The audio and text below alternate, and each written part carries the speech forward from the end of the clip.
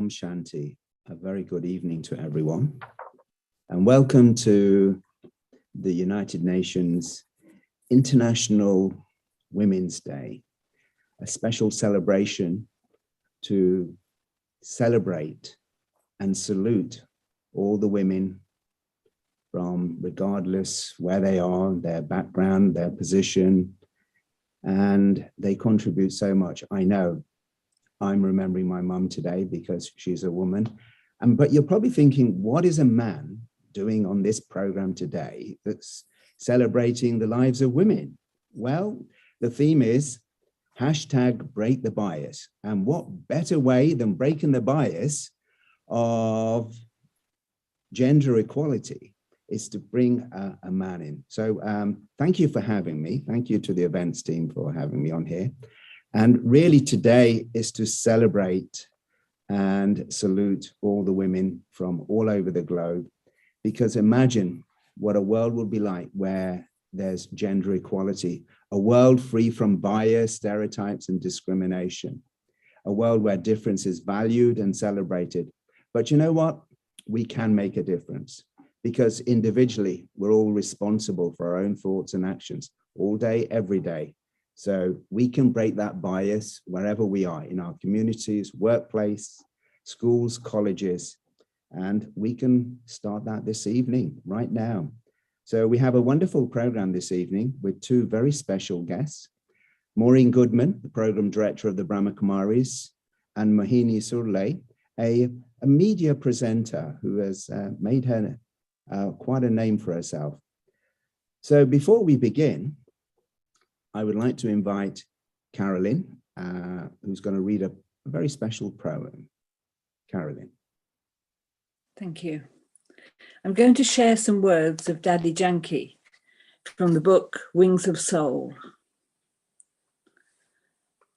The foundation of the world mother image is the feminine principle, which is all about virtue. Virtues like mercy, love, and patience.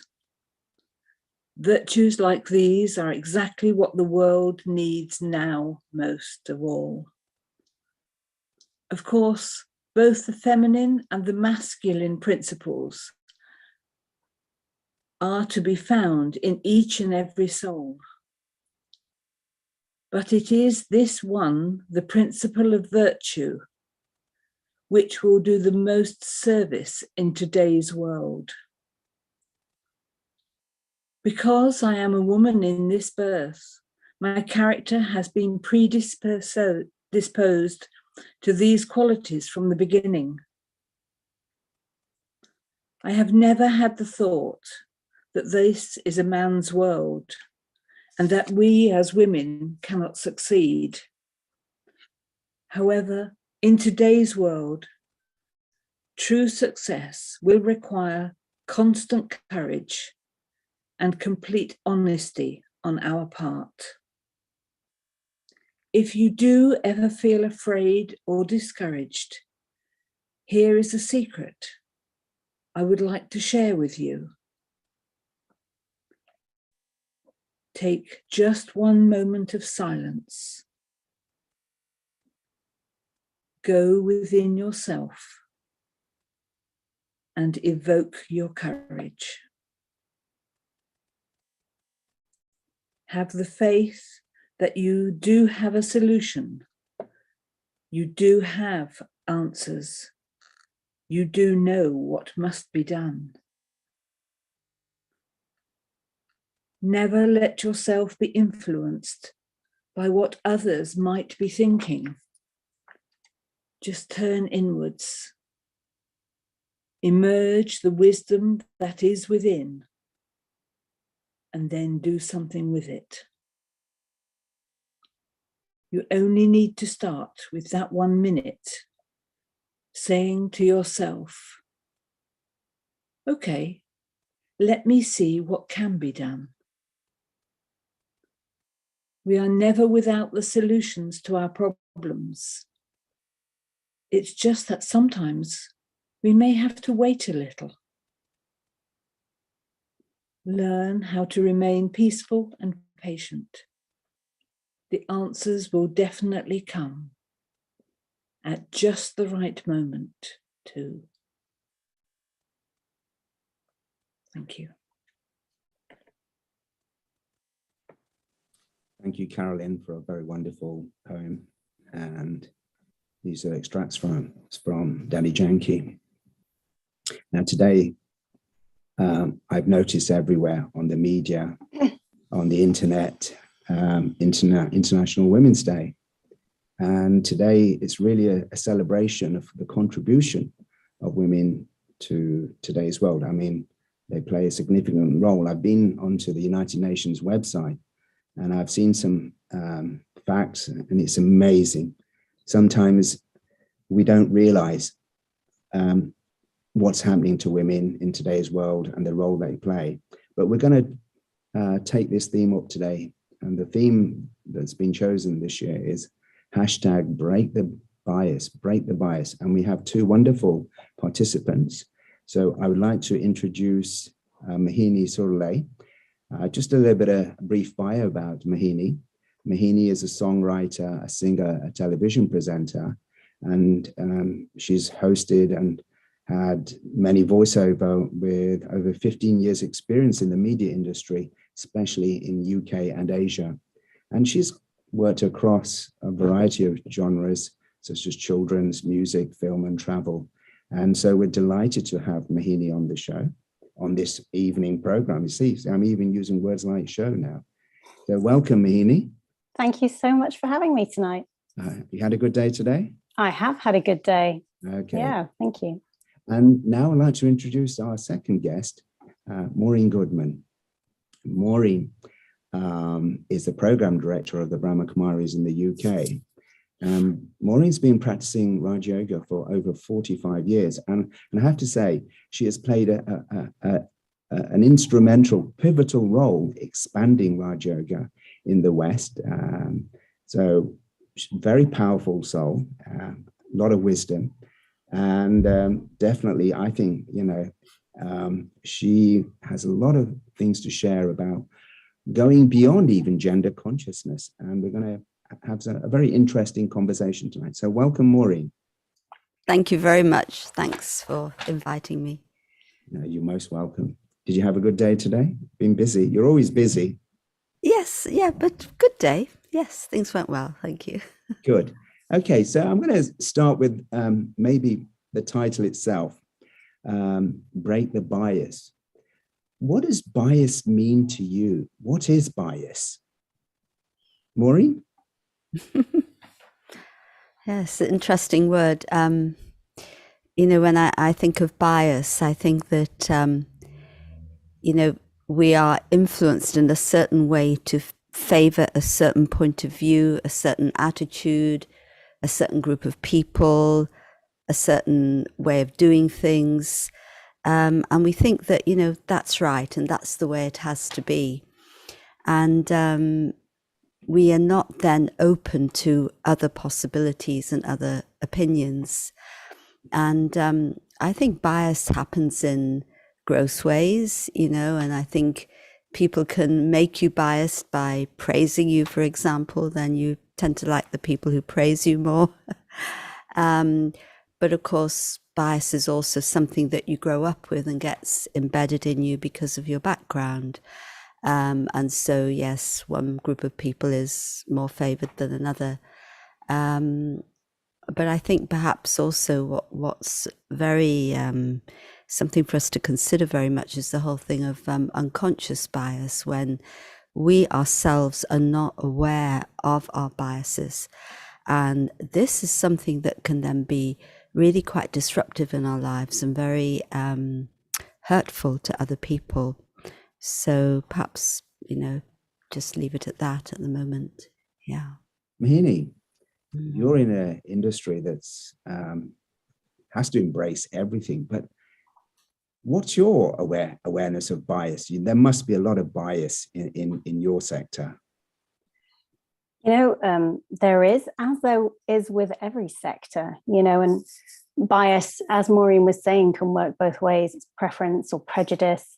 And sometimes there can be positive bias and sometimes there's negative bias. It works both ways. So obviously in the context of today, it's about breaking the bias and imagining and trying to realize that gender equal world, free from discrimination bias. It sounds quite ideal, doesn't it? Within the television industry, there is, it can be quite male centric sometimes, but it really depends on production companies, on organizations, on the culture within each show that you work on as well. You tend to find that it depends who's at the helm, who the director is. And as with any organization, that culture is instilled by the people at the top and filters down, So within an organization or within a production itself, if the director is a woman or a man who has, who is connected to that feminine energy within him and has that, then you tend to find that things run smoothly, but it really depends. So yeah, there can be bias in both in the music industry as well and the entertainment industries. But I think that's with most things in life, really. Now, growing up in an Asian community, you must have sort of shaken your parents' faith in you in terms of the direction that you were taking, because I know that most Asians are very biased towards strong education, a professional career, but you going into an area that requires a lot of creativity. How did you face that? How did you sort of negotiate that? Well, as you said, both my parents were doctors, and so I grew up in a very sort of conservative environment, but they were fairly liberal to some degree. I think they both had aspirations that I would follow in their footsteps and either become a doctor, lawyer, something like that. And, I did flirt with the idea for a very, very short period of time. But I've always been quite a creative person and knew that wouldn't really be the right fit for me. I think after graduating from doing French literature, the fact that I got a job with the BBC, I started out in production within a few months of graduation, made them just stay quiet for a little while. I think if it had taken a longer amount of time, there would have been a greater discussion about it, but it happened quite quickly. So I think that helped, let's just say. So you must have broken a lot of stereotype image that was expected of especially, as you say, your parents were very well qualified. Most people would be very proud of that, but you breaking that ice, going into something else? Perhaps, but you know what? I suppose I never thought of it that way, to be honest. And we did have family friends that were going into journalism who were doing quite well. I grew up going to the sister school of Krishnan Gurumurthy, who's very established and renowned, and Sangeeta Maisker, who's with the BBC as well, was a family friend. So that path had been trodden sort of before as well, Geeta Gurumurthy as well. In fact, I remember speaking to her at the very beginning of my career, asking her for advice on the phone, and her advice was be yourself, which is the advice that I've given to people going forwards as well. So I didn't see myself as treading a new path for people, if I'm honest. I have had people tell me that subsequently, but I didn't see it like that at all. There were people that I could look up to. Thank you. Maureen Ben, now you've come from a sort of very sort of strong Jewish background, and then suddenly here you are. You've embraced this Raj Yoga meditation, which must have been seen a very Eastern thing. So did you face any sort of barriers to your transition? Yeah, sure. In those early days, I'm actually very lucky. Like Mohini, my parents, especially my dad, was quite broad-minded, and so when I was doing something so completely different to the way I was brought up, he actually said, "Well, let me understand it." He wanted to understand what it was, so I was lucky. And actually, at one point, he said to me, "It's a good spiritual life. You're not contravening anything of Judaism. Good luck to you." And, you know, that was really, I was very grateful because my parents not here now, but I had a lot of love and respect for my parents. And so if they had really been against me, it would have been really, I would have been torn inside. My mum was not so pleased. So that took a little bit longer, but I had my dad's support. But I think the important thing is that I've seen it not so much as replacing one thing with another, but a sort of continuum. I'm very glad for that religious upbringing because I feel that it gave me a very, very solid foundation. And then when I started studying meditation and then Raj Yoga meditation, it was like I'm getting some sort of fulfillment from what I'd done before. So it didn't feel like suddenly there's a break and I'm doing something else, because Raj Yoga is something quite internal. It's about your deep inner connection with God, and Judaism is an incorporeal God. And Judaism is all about the worship of incorporeal God. So there was actually a match there. So I see it as a continuum in my life. But it was also that I think probably like Mohini, you know instinctively inside when something's right for you, and you know that you have to follow it. And I think that conviction helped me to move forward and move through the different sort of challenges that came. How did you feel at the beginning when, in those early days, you know, yoga, meditation was very much the fashion introduced by the Beatles, and it was very male dominated. And here you came into an organization that was predominantly female. How did you feel? What was your response? Great, really. Well, first of all, I was born and brought up in Liverpool, so I love the Beatles, no problem. It was something that I liked about in fact, when I first met the Brahma Kumaris, I married actually myself and my husband, David. We were on holiday in Scotland and we went to an exhibition.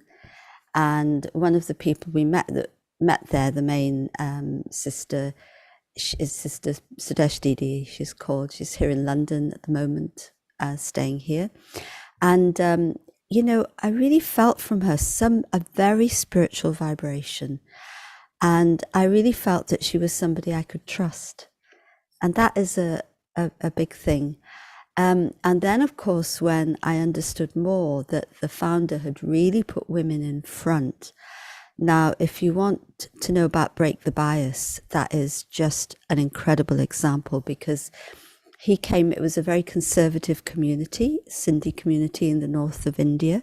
It's now Pakistan. That time it was still, of course, part of the United India. And, you know, and he was prominent, a philanthropist, well known in his community. And then when he began to encourage women to be spiritual leaders and teachers and encourage women to think for themselves, the whole community rose up against him. They thought he'd gone completely crazy. Assassination attempts to burn his house. I mean, it's a big story, which I would could talk about for ages. But at one point, there was a march of 5,000 strong in the community against him. And he knew, he had this feeling from God that I'm doing something that I have to do. And part of it was redressing the balance because I'm breaking the bias, although he wouldn't have used that terminology, because women just really didn't have a life of their own in that community. So, you know, I really liked that very much. And so it was a challenge for me to come out of my own bias towards myself of limiting myself as a woman. And, you know, there's one point at which I realized, gosh, I'm thinking that I can't do this, this, and this because I'm female. I thought, oh my goodness, you know, what am I doing to myself? And I can see you nodding, you know, you come to that point where you realize One is what society does to you, but then you internalize it and you begin to believe it, and then you do it for yourself. And that's what we really, really need to break out of. I would agree 100%. Sorry, if I can just add to that, that I think, aside from the bias that we experience externally, a lot of work I've had to do on myself to get through those limiting beliefs and push through those, because we have our own biases. They may be subconscious about, we've grown up with them and our conditioning to what we can and can't do, what is permissible and what isn't permissible. And so once you break through that ceiling, it's really liberating, So you're in an industry which is very dominated, as you said, by males, and you must have had moments where you sort of tested yourself. Did you ever doubted yourself that you couldn't succeed, or you could succeed in a very dominated industry by predominantly males? And what sort of barriers did you face in your progression? I think the barriers were ones I put on myself more than anything. I started off in production and then, went into presenting and didn't have much experience when I started. So more than a gender inequality, I felt it was more an experiential. I didn't have enough experience going into what I was doing, and everyone there had wanted it and done it for so long and, really clawed their way up to where they were. I felt that I'd sort of stepped in on an easy road. And again, that you could say is, and that was positive bias towards me. It helped me get my foot in the door at Children's BBC, where I was for 4 or 5 years. And because of the color of my skin, that was positive bias. And I realized when I got there that I had to run with this opportunity. I'm not going to waste this. And I remember making a very conscious decision when I started at CBBC that I was going to pronounce my name on national TV properly and say Mohini. It wasn't a name like Anita that can be easily pronounced, or my sister's name, Monica, which is an international name. She got the easy one. I got the one that has had all sorts of pronunciations over time. It's not the easiest of names to pronounce. And I made a conscious decision that if I said it correctly, then I was giving people the opportunity to hear an unusual name in a different accent. And if kids are exposed to something like that, then it becomes the norm. And it was a small thing, but I knew inside that I was doing the right thing by doing something like that. Pronouncing the name correctly is very important in today's world, especially with the diverse communities that we have in any country. Did people try to shorten your name? Did they call you Mo? All the time. I've been Minnie, Min, Mo, all sorts. People would often try to shorten it, and I didn't mind that if I knew them well, but I always stuck to Mohini when I was introducing myself to people, and every day at the beginning of the afternoon I would it would be Mohini. So yeah. What challenges? I'm just going to say my family name is Mo, so is it? Share a name. Yeah. My siblings still call me Mo till today. Mohini, you must have faced many challenges.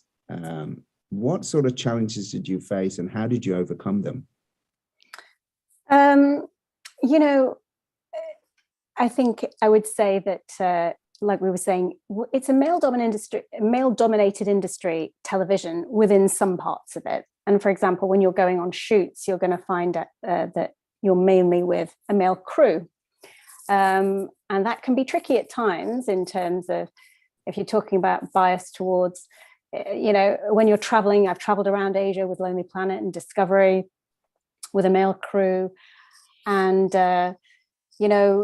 bathroom breaks can be awkward sometimes because it's easier for the guys and not for the girls, but if no one's thinking about you, then that becomes difficult. However, on the flip side, again, as I was mentioning, that sort of masculine and feminine energy, if you've got a director who is considerate and is thinking about things, then it can work in your favor. And I've had both experiences, to be honest, so I wouldn't want to say it's bad all the time. I have had experiences whereby when you're hosting by yourself a show, you're your role is to be the anchor of the show, and to bring everything you've got and more, so you can really play and have fun and go to town with it. When you're co-hosting, obviously you've got to share the energy, and you've got to be reciprocal and give each other space. But that isn't the balance. It's definitely not a 50-50. And I have had said to me in the past, maybe don't try to be funny. Let him crack the jokes. Let him be the funny one.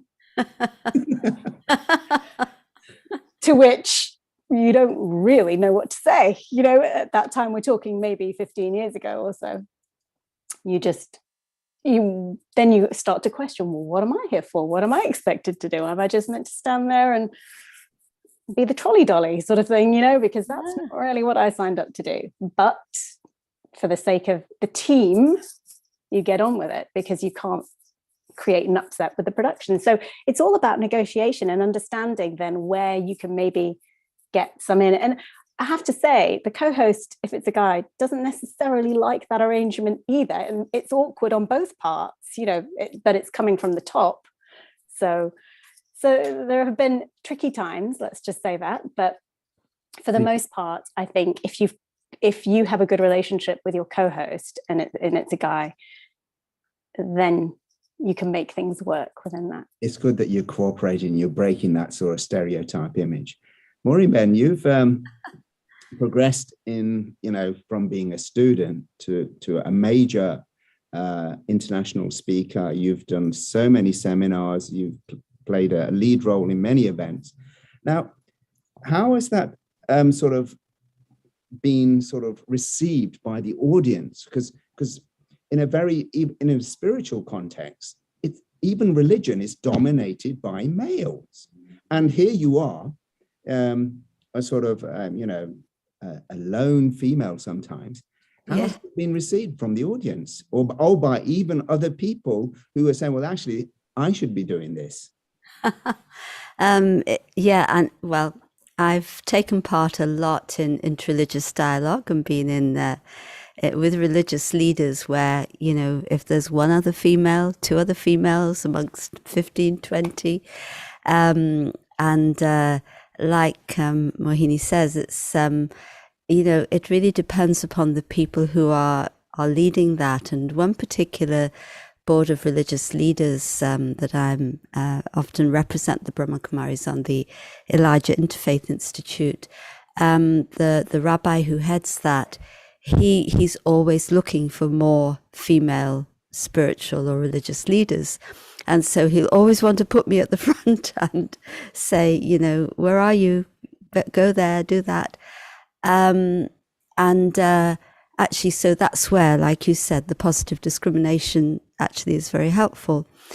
And then, when I am in that position and then I'm called to speak or to share, whatever it is, I kind of feel a very big responsibility. It's not just a responsibility to, for myself and how I am and my organization that I represent, but I actually feel it's a responsibility for female spiritual and religious leaders, that I have to really take that inspiration from up above, so that what is shared is something really of quality that can really touch other people, so that people actually then will forget male or female, but they will actually be touched by the content and the quality and the vibration and the sincerity of what you're saying and what you're doing.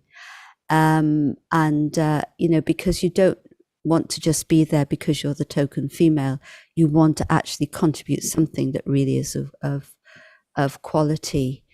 I remember one particular instance where there was one particular male who was, organizing this particular panel or this section in this event I was at. And, he really was quite dismissive of me. He had to give me a platform because I was there in that capacity.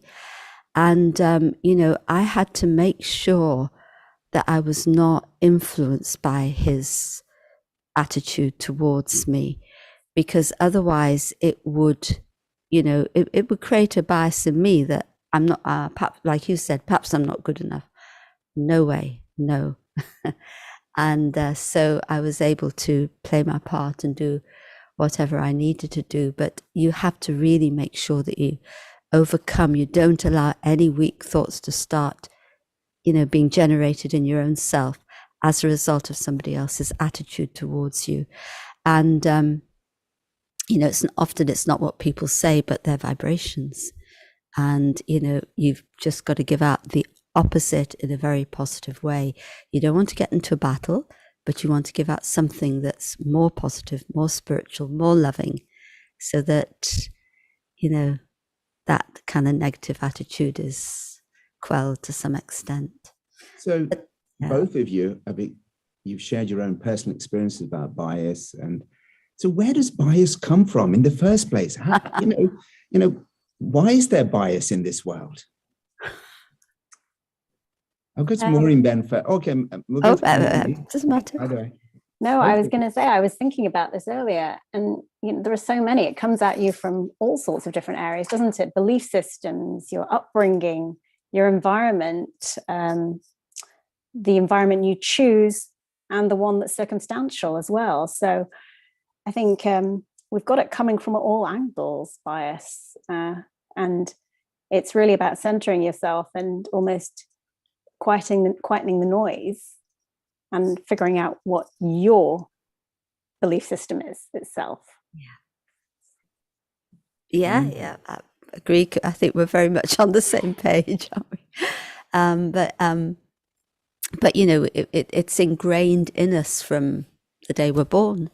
And little boy, dress him in blue, give him certain type of toys. Little girl, pink. Other, it's the whole bias or the conditioning of gender, I really feel, is the deepest, very, very deep. And then, of course, on top of that is the culture, the religion you're brought up in. And most religions, most faiths instill this attitude that yours is the best and you must be chosen people, sort of thing. And that can breed in you that unconscious bias that can come through in everything that you do. And even though, of course, now I know I'm going on the faith trap, but you may have a very firm belief in what you do, in how you're brought up or what you've adopted as your spiritual belief and practice. But it's so important, if there really is spirituality, which I believe is at the heart of every faith, then along with that, there has to be humility. And humility means that I can respect everybody else for what they are doing and what they believe. But bias, as Mohini said, comes from all these different angles. And sometimes, bias towards a certain person comes into you because of what somebody else has said about them. And it sort of hits your head and you start to believe it. And then you start to interact with that person on the basis of somebody else's attitude towards them. And like you said, you have not stopped to see, well, actually, one thing is to see what do I really believe, but the other is, well, what are they really like? I don't give them a chance. So humility is, I think, very much part of breaking the bias, actually. I was reading an article about how, there's bias because of a person's color of the skin. But even within the same color, there is a lot of bias. I mean, I was reading in like Bollywood, for instance, that if you're fair-skinned, you're a lighter shade of brown, you are more likely to succeed. If you're in modeling, for instance, and you're a lighter shade, say, of different browns or blacks, you can go further. I mean, it's crazy, but when I look at it, I think it's so crazy. But So what do we do to break down this bias? I think for me, I think if we can see ourselves as the connected beings that we are, we're all waves in the ocean of life, but within that, we're all still distinct and individual. But if we see ourselves in others or recognize part of ourselves in others, then we're more likely to approach situations in life with compassion and understanding and acceptance. And like Maureen said, just respecting the fact that each to their own, everyone can have their own belief system, and to celebrate difference, because that's what makes the world the brilliant and vibrant place that it is. Wouldn't it all be boring if it was homogenous? And, how grey would that be? Yeah. The fact is that we are all different and we are all unique. We've each got our own fingerprint, and that's why we're here. Yet we are all connected. So if we see ourselves as connected beings, then how can you harm another person? How can you treat them without respect? So that, I guess that's my understanding of, be actively inclusive. There are methods to do it, but on a one level, that's what I believe. Yeah, agree. Every human being has inherent value, and if I really believe that, then I will see with that equal vision and that with that respect. And of course, it's a deep work on the self to really, really do that, because our biases come in all the time. And I think, it's so tragic when you have young kids, whether it's in, who have darker skins, who are putting chemicals to try and make them lighter. And it's just so, they've been conditioned in that way. And to really help by your own example, or, to help people understand that my identity is not in that. My identity is something much more. That's a very big gift that you can give to somebody, to give them that self, you can't give them the self-respect, but help them to come into their self-respect. But I just wanted to say one thing, a little anecdote. And not many people are aware that the first Bollywood actresses were all Jewish. And did you know that? There's a memory of it somewhere. Yeah, there's a film made, Shalom Bollywood. And it's because at that time, 1920s and 30s, it wasn't the done thing for a Hindu girl to be on the stage. And in India, you had the more swarthy skinned Jews who come from the East, like my mum actually, although she wasn't part of Bollywood.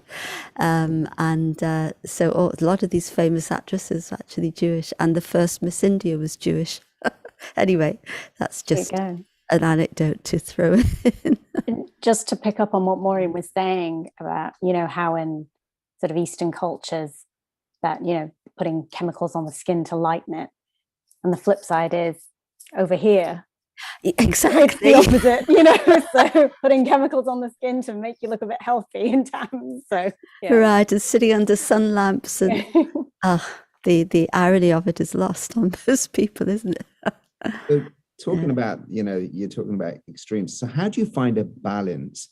So if you're in a situation where you want to progress, but at the same time you don't want to upset someone, but at the same time you don't want to sort of become their poodle, how do you find a balance so you go beyond any forms of favoritism or prejudice?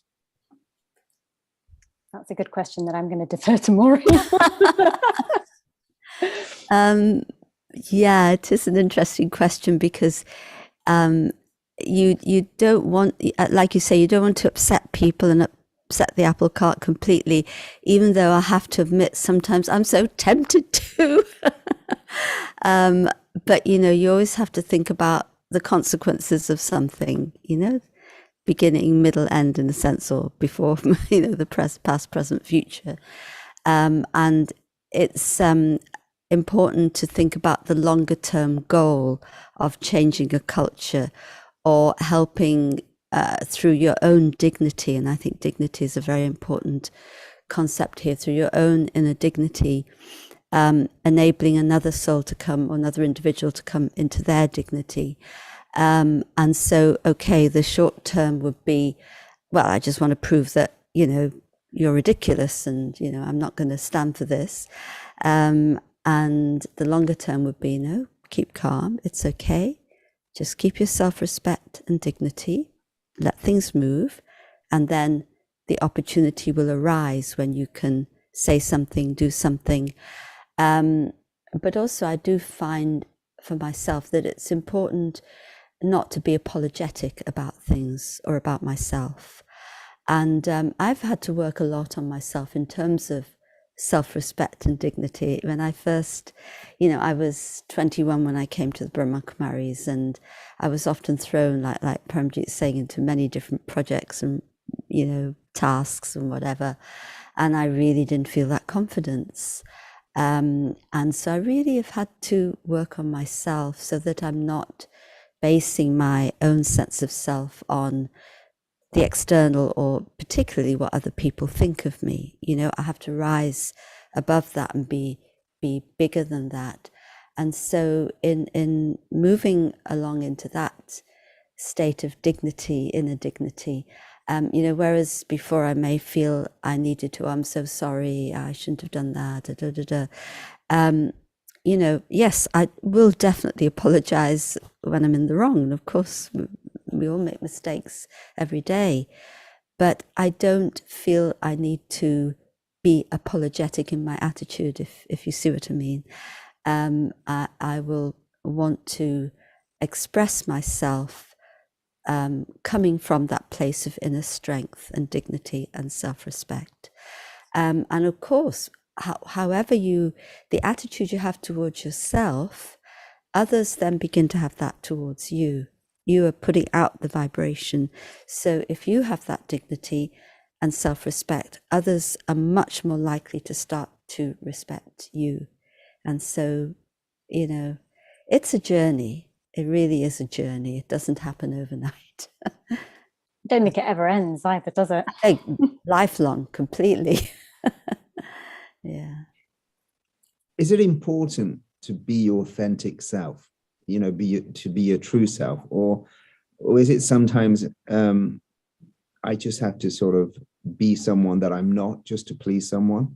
How important is it to be, our real selves, our true selves? Mohini? It's of utmost importance. Growing up, my mum would always say to yourself, just be yourself. I just didn't know what it meant at that age, growing up. Which I think I am myself, am I not? But it's taken me decades to learn to be myself, especially working within television in my 20s, when you're really uncovering who you really are. But obviously trying to fit in and being judged on appearance, on the way you talk and the way you act. Thank goodness social media wasn't around then, because that would have taken things to a different level. But there were forums. I mean, the internet was obviously there, but I didn't really engage with it too much, so it wasn't too bad for me. But music was always my true calling. That's what I had always wanted to do. And so it took me to sort of my mid-30s before I admitted to myself. I'd always written songs, but I call them my secret songs. I'd always written music, but I just hadn't shown them to anyone except my husband, who's been exposed to them for a long time.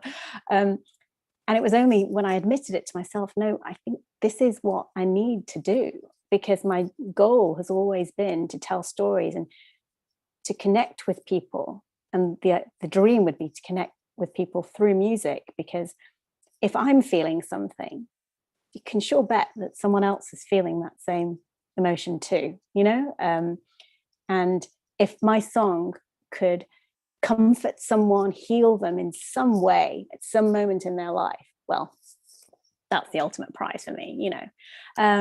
So it took me till my mid-30s to admit to myself. Then it took a few more years to gain the courage, it took time as I was raising small children. And it's only really in the past 2 years through the pandemic that I fully embraced it, like I said, and stepped into my own life, trying to begin to step into my own light and, and getting some traction. And I think, goodness, it's taken this long, you know, but at least I've still got plenty of life left in me yet, you know. And yeah, so I think it's hugely important to be your authentic self. And within the music world as well, writing authentic songs is a lesson that we're taught, you know, by mentors. You can tell the songs that haven't been written with authenticity, they've been written with a goal.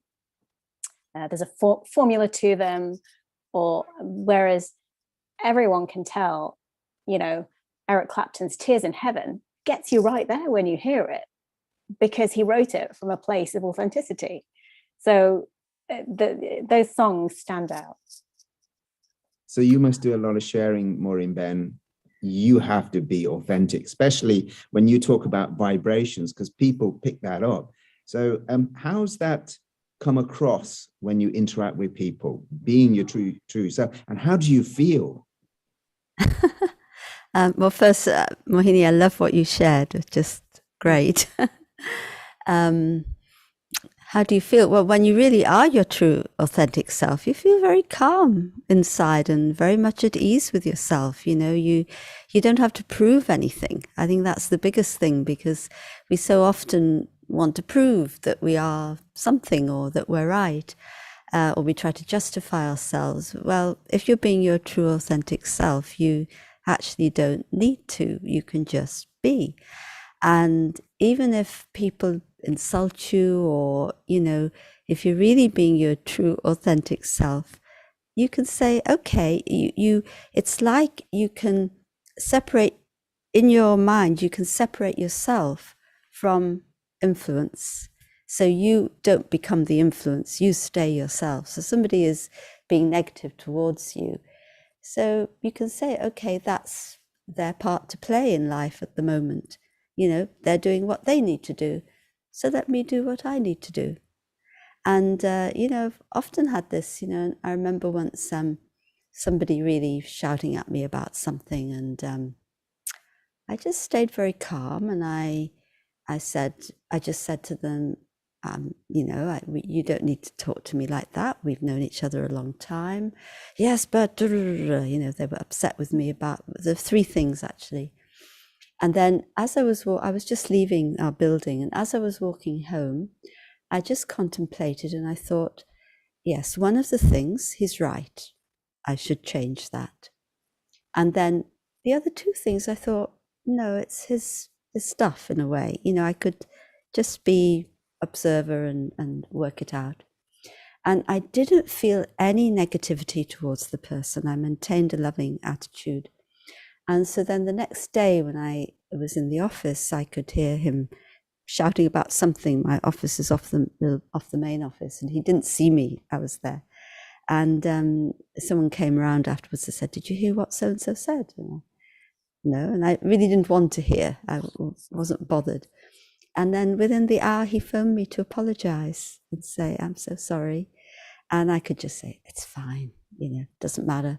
But if I'd have reacted internally, even if I hadn't spoken anything, but I'd reacted internally, so I'd not been my true authentic self, not remained loving, not remained peaceful, then there would have been tension for a long time. But being your authentic self, you know, helps for that not to build up in relationships. And people feel safe with you. They like it, actually. That's what I find. Yeah. Now, both of you are on this, you can say, a very public platform where you're under constant scrutiny, especially on this stage, and people will be judging you, checking you out. How do you feel when you know that you're being judged, and what's your response to that? I'm a Cancerian. I'm a July born, and I kind of liken myself to the crab that way. I've got a hard shell, but I'm mushy on the inside. So, you know, all sorts of judgments have been thrown, and to date, most of the time they don't get to me. They might sort of irk me a little bit, but if it was from someone I knew, then it's more likely to be a thorn, you know. external people who I don't know, everyone's got their opinion. Everyone's going to have a judgment. They're entitled to it. Does it affect me so much? Not really. But if it's someone who knows me, well, then it's perhaps a more informed judgment or opinion, and I would be thinking more about it, So I think it depends on the situation for a start. How do I deal with it? Well, I suppose it's up to each individual circumstance, really. And I'm not going to say it doesn't get to me sometimes. I find I'm more nervous about my music now, my song babies, because they've come from within, literally. And so I feel a sense of jeopardy more than I did with television, But again, I do coach myself through it and say, at the end of the day, if someone's going to take a song to heart, they're going to take a song to heart. And if they're not, just like I do. So it's a very subjective thing. Again, what speaks to one person doesn't necessarily speak to another. And I think once you rationalize it in your head, then you can step back and it's okay. Thank you. Yeah, I agree. And in a sense, your task is to give and to share. And then, that's a very true impulse, isn't it? Authentic impulse. I do feel people are judging me at times. I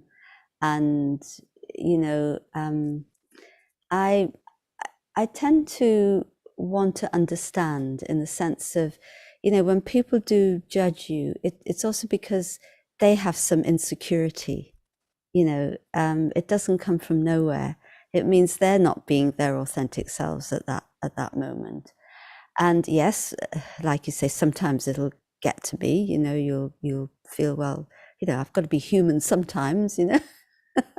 I'm usually smiling, but I remember this is a while ago. My face maybe wasn't smiling. Why aren't you smiling? I thought, I'm a human being. I have feelings. But mostly, as I say, I do recognize that we're all going through things. There isn't a person who isn't going through something or another, and we're all working on ourselves. And I need to respect that and not take it, like you said, not take it so personally.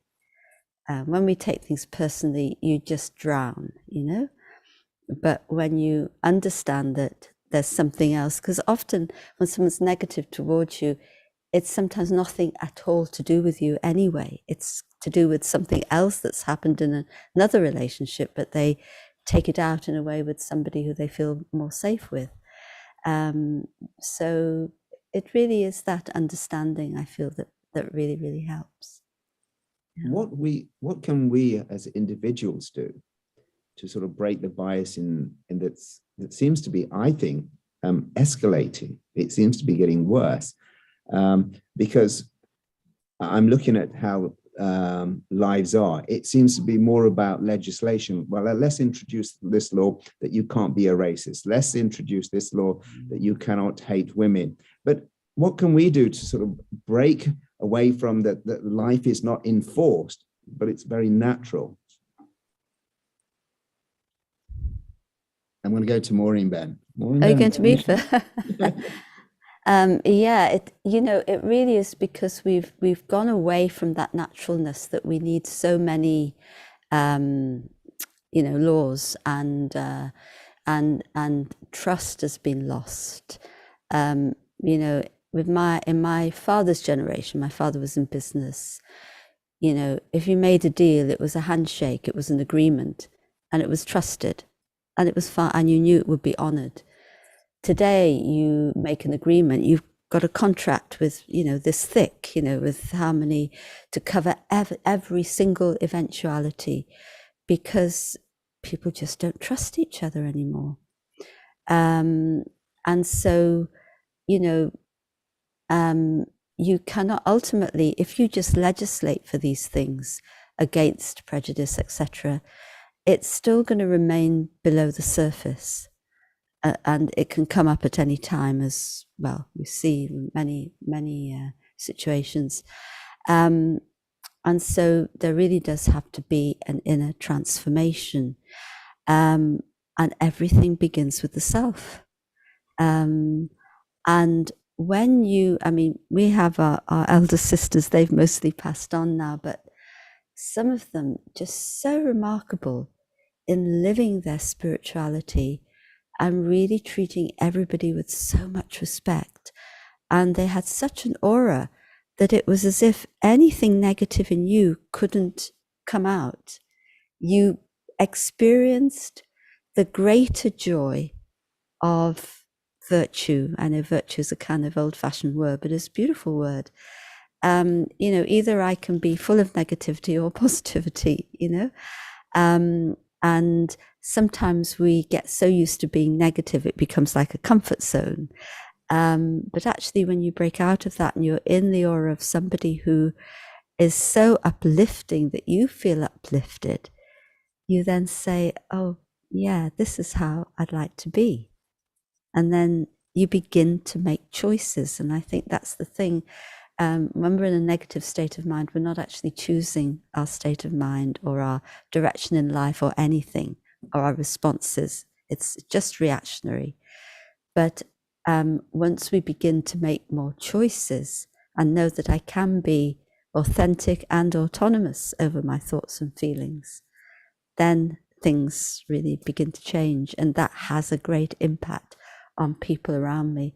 So the more of us that do this, yeah, the laws will be there, but it actually will be the reality of how we live. Now, I was thinking, there's this sort of like a stereotype image of a female and a male, but can we not have personalities of both masculine and feminine? I mean, is it that if I'm a male, I have to be in this stereotype images? I mean, how do you break down stereotype images, and how do you find that balance between both male and female? Because nowadays there's a lot of single parents. They have to be both mother and a father, and vice versa. I think we all have masculine and feminine energy within us, and at one time one maybe takes hold more and it's necessary to utilize one more, and at other times the other one comes out more, and it's a balance, it's a dance between the both of them, but everyone has that within them, I think. Yeah, I agree. I think the founder of the Brahma Kumaris, Brahma Baba, he was, it was so clever putting women in well, I suppose I would say that, wouldn't I? But in the sense of for creating that balance or enhancing that balance, because for women to then find the courage and the inner strength to become leaders, and in a sense that's what's sort of called the more masculine qualities of decisiveness or decision making, etc. And I know for me, I at one point I realized I've never really made my own decisions, and I then had to start doing it, and it took courage at first, and then it became more natural. And so on the one hand, the women had to rise up to that role of leadership, and the men needed a lot of humility to then say, okay, I now have to be under a woman, if you know what I mean. Not that it was under, because it was done in such a cooperative way. It wasn't a dominating way by any means, but still to see the women as the decision makers and the ultimate arbiters of whatever decision had to be made. That took a lot of humility, and very clever that it just really helped with that development. Yeah.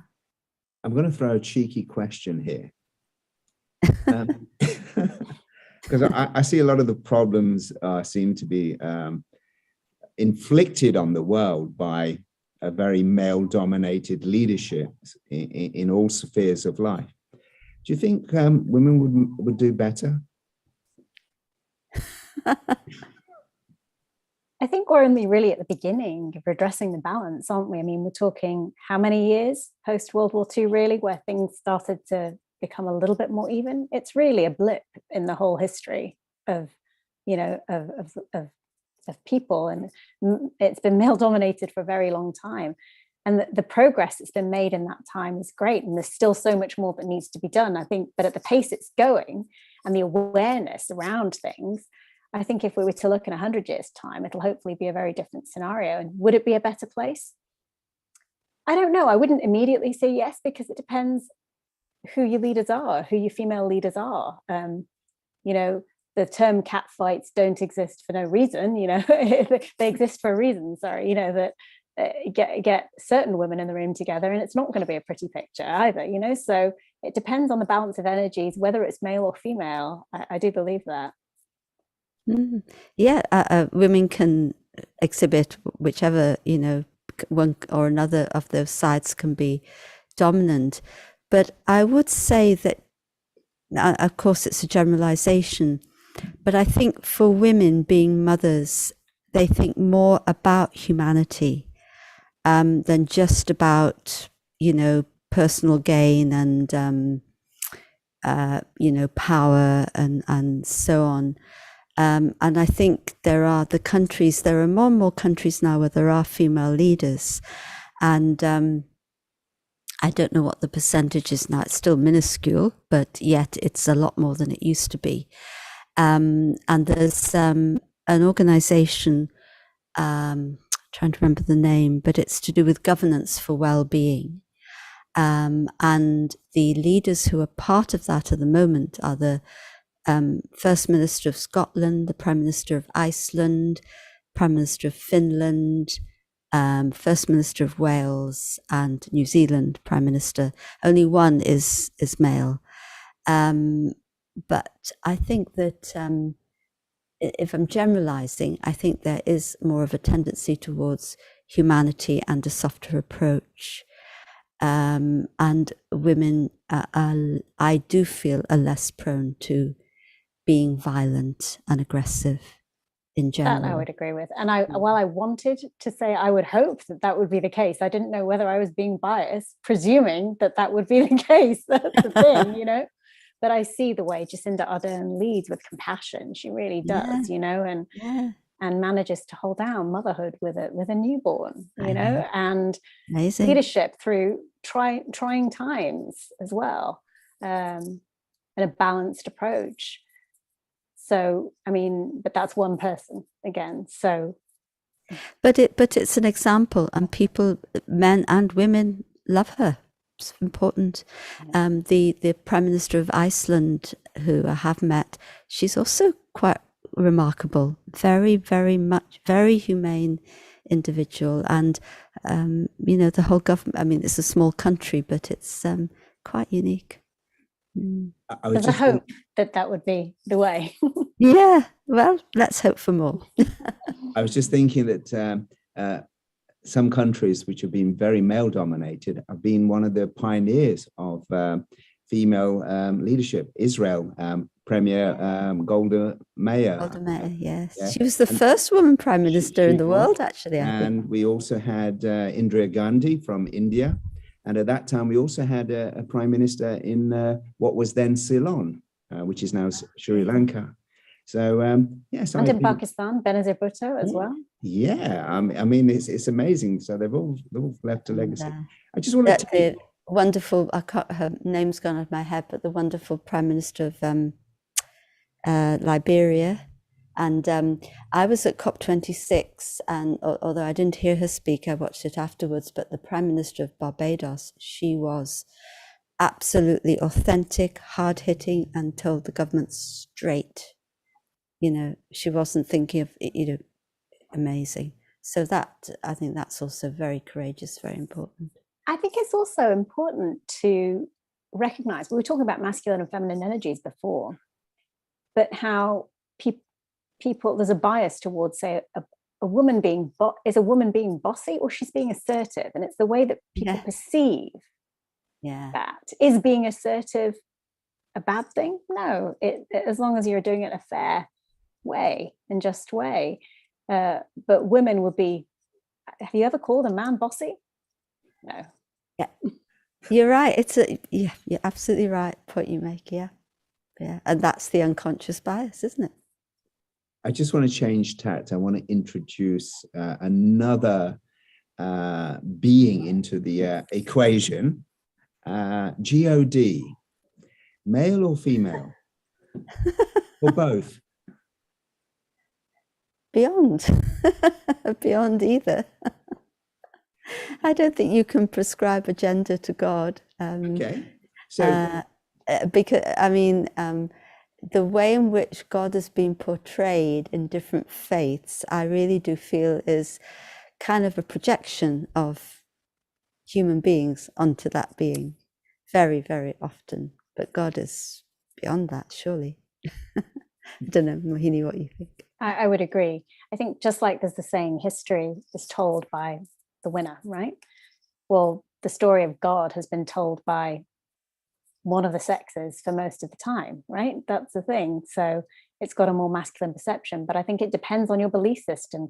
If you view God as an external being who judges, then yes, I guess you'd see them as biased. But if you view God as an energy, and a source, then how can it be male or female? Yeah. So God is definitely unbiased. I'm biased towards saying that, yes. Well, thank God God is unbiased. Otherwise, there's no hope for any of us, I think. Yes, I do think draw on that energy. Sorry. Yeah, I actually have this sort of feeling that God is all embracing, is completely free from judging, and it's amazing at times of sorrow, whether you're male or female, you do turn to God. And I know now a lot of people all over the world who are caught up in conflict or experiencing peacelessness, they are turning to God more than ever before. Just moving on. How can we sort of now move forward where we can educate the next generation, especially with now communication is more easier than ever before? How can we sort of break down those barriers that people have sort of built up? How can we use media, for instance, to sort of re-educate people? I would say that the generation below, they're re-educating the generation above. They're far more self-aware. Yeah. They are far more open-minded and accepting of difference of all sorts, whether it's gender, whether it's race. That's been my observation so far. I'm talking about, my boys are 11 and 9, and they're learning about unconscious bias already, and gender equality and everything, and the different genders that exist. And they're aware of it from a young age, and they're introducing these ideas to grandparents who have not heard these terms before. So I would say that they're coming into it with a much more open mind, and that's a real positive. Yes, I would agree with that. And really to encourage the voice of young people is very important. I was at part of a forum, an online forum last year, and we had the, I think it's the Children and Social Care Minister, but Children and Youth Minister, a man, well, actually doesn't matter in this context, but he was talking about giving a voice to young people, and a young guy, very soft sort of person, and he said, if you give a voice to young people, if you have young people at the table, you won't lose power, you'll govern better. And that really touched me. And that's a very inclusive, one more feminine, if you want to label it, attitude, but inclusive attitude is just so important. Agree. And again, to build on stereotypes, to discuss that the stereotype has always been historically that we should listen to our elders. The elders are wise and everything. And obviously there is huge amounts of wisdom with experience. But I think I read somewhere as well in some texts that there's wisdom in innocence as well. So imagine if the two were to meet together, what could be shared. So beautiful. Have you shown bias to others? Yes, I have. I know. And how did you feel and what did you do? I didn't feel very good about myself. You know, somebody not so long ago actually pointed out something to me, that I was talking to them, and then when somebody else came in the room and drew my attention, I diverted my attention. And they made a comment like, what was the comment? Something like, well, it's clear where your preference is, or something. And I thought, yeah, it's right. I should not have done that. And so that has made me pay attention, you know, to really, I do try to anyway, but, you know, there are times of course you fail. And, you know, if someone's in front of you, let them be the focus of your attention and treat them with respect. And no matter who else it is, okay, yes, fine, but either seek permission to move your attention away, or let it take its time, whatever. But yeah, of course, it does happen. Yeah. All the time. I'm biased. I mean, you give him more screen time, you let him have more screen time than me. You know, it happens all the time. It's and I don't think we can ever be completely free of bias. We're human at the end of the day, right? But it's part of who we are. But being aware, being more self-aware, questioning, those are the ways to kind of step out of it, I guess. But in the everyday, when busy lives, it's hard to do that sometimes. So I'd love to say, but that wouldn't be very honest, authentic, or real. So we spoke about earlier on being influenced a lot, but we can also become influencers. How can we take those steps so that, okay, if in the past we had bias ourselves, either towards someone or something, and maybe we were against or for others, what can we do if we're in a position of change? How can we influence others in a very positive way?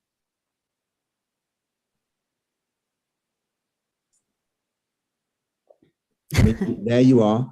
You're on stage all the time, Maureen Ben, and you said earlier on, oh, you're not smiling. I mean, that has an impact. Yeah. Is it, you know, we were talking about being authentic self. I think, you know, all of us can be major influencers, but it doesn't have to be through words all the time. So what differences can we make that can usher in a better world that's free from all this that we were talking about in terms of bias? I think honesty is so important here. Humility we mentioned. I'd also say honesty. And in honesty, it's really about listening to your conscience and your inner feelings, and being able to be humble enough to really listen to your conscience, so that you really know where you're, when you really understand what kind of influence you're having on the atmosphere around you.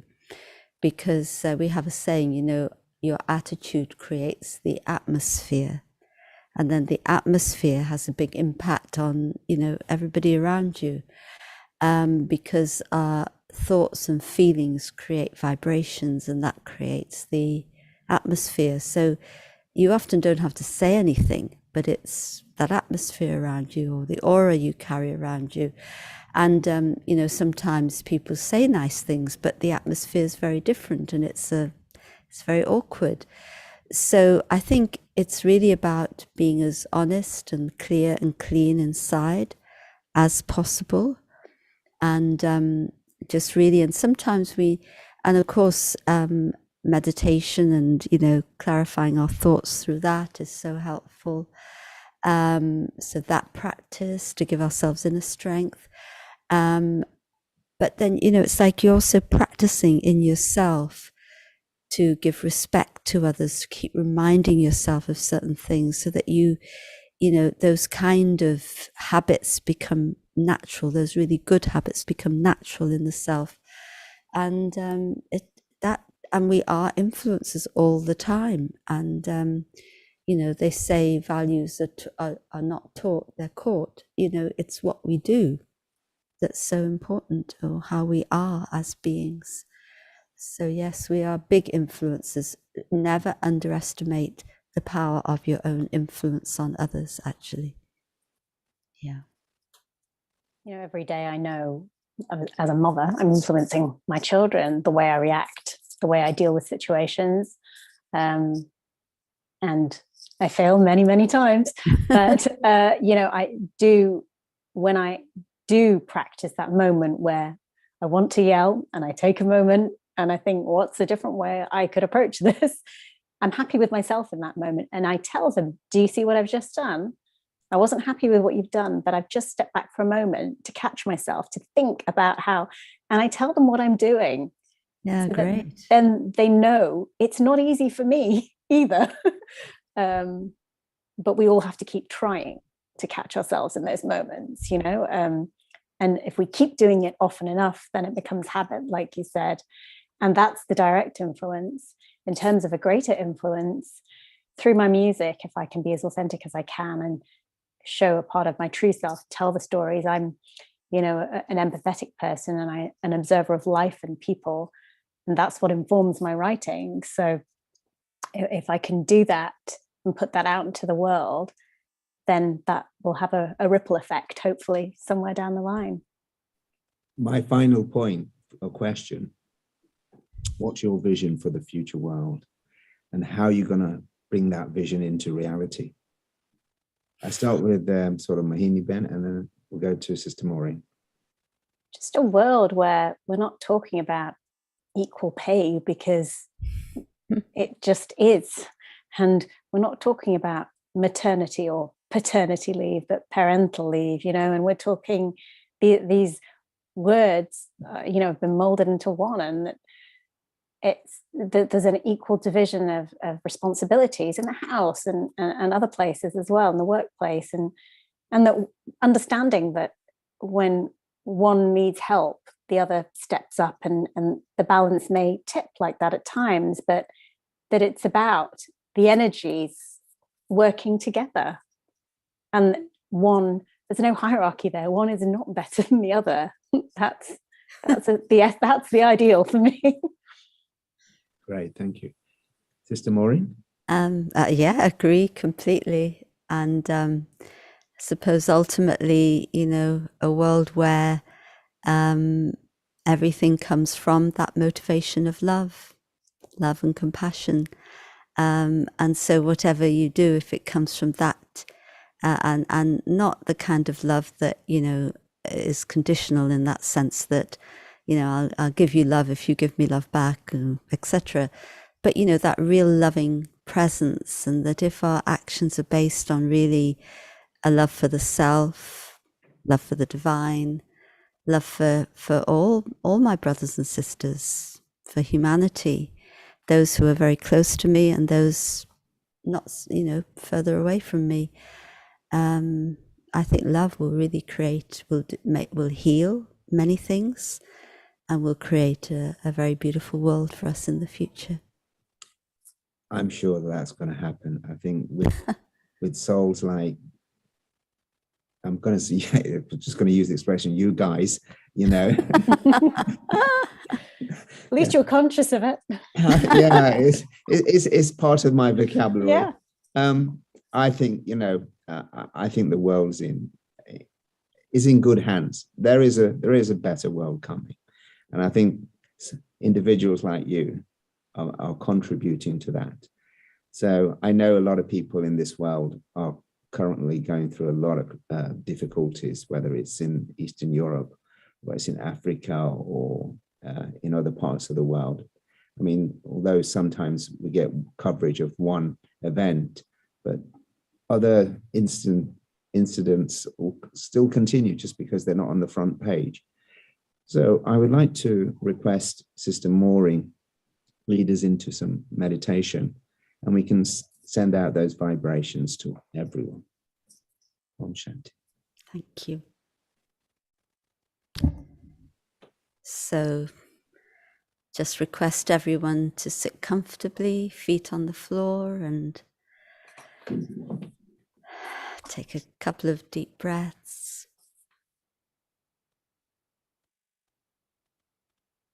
And just prepare for that inner journey.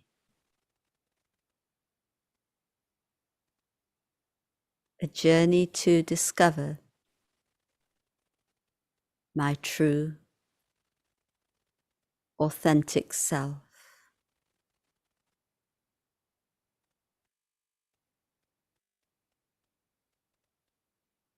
The self that is beyond bias,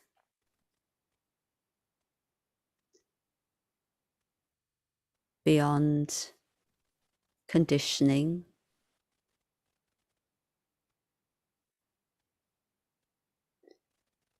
the self that is truly free, the real me, not the role that I play, but I, the being within, the soul itself.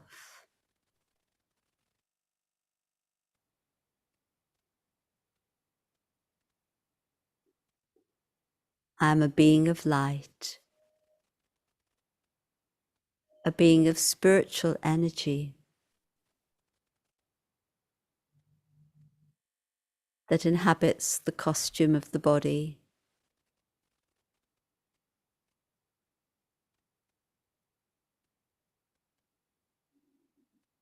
When I think of all my physical identities connected with what I do in life, biases can occur. But when I come into the awareness of my spiritual identity, I come back to my original state of being.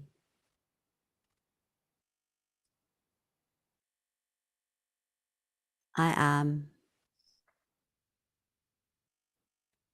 a being of peace.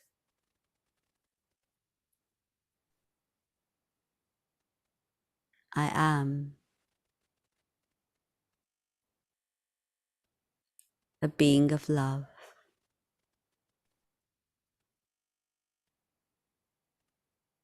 I am a being of wisdom.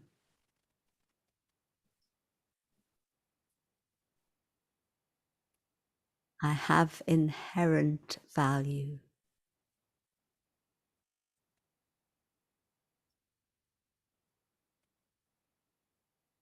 Something that no one can take away from me, no matter what they do or say.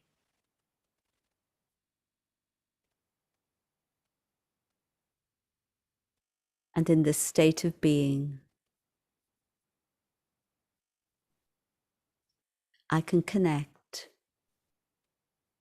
with the source of all being, the divine. I go beyond and connect with that source of love and peace. It's as if I step into an ocean of love.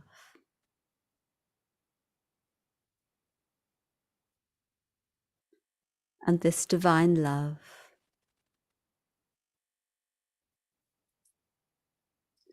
heals many things of the past, gives me courage, gives me strength, makes me free,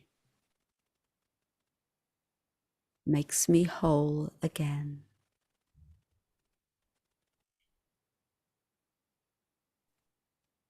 And the vibrations of that love reach out, near and far, into a world in need, a world in need of love, a world in need of healing.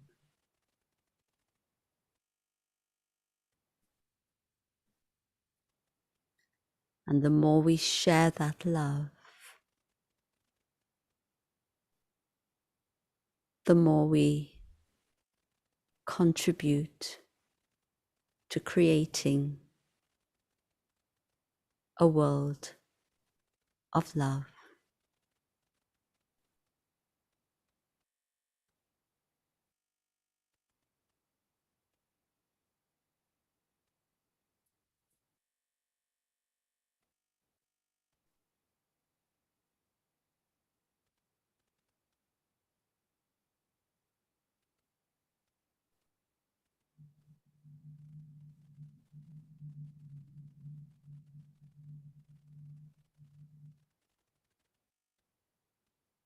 Thank you. Om Shanti. I am peace. Om Shanti. Thank you very much, Sister Maureen. It's really beautiful, can I just say? And also, before I forget, I wanted to acknowledge Maureen's poem at the beginning. That was really beautiful, about going inward and taking a moment. Carolyn's poem. Carolyn's poem, sorry. Yeah. So on behalf of everyone, I'd like to thank our guests, Mahini and Maureen. Thank you for your honest sharing. And there's a lot of points there that we can all sort of resonate with, but at the same time, you offer everyone hope for the future. And also like to thank all the participants who joined on Zoom, webcast, YouTube, Facebook. So I hope you took benefit from this evening's presentation. And it's really been a wonderful day to acknowledge and celebrate women's role in today's society and in today's world. And we're just going to bring into your awareness some of the things that the Brahma Kumaris do. As you know, the Brahma Kumaris is a worldwide organization, and everything that the BKs do is for free of charge. So there's a lot of courses, a lot of talks, a lot of seminars, a lot of workshops that are available. And we're going to leave some information on the screen. So we do hope that you take advantage of this.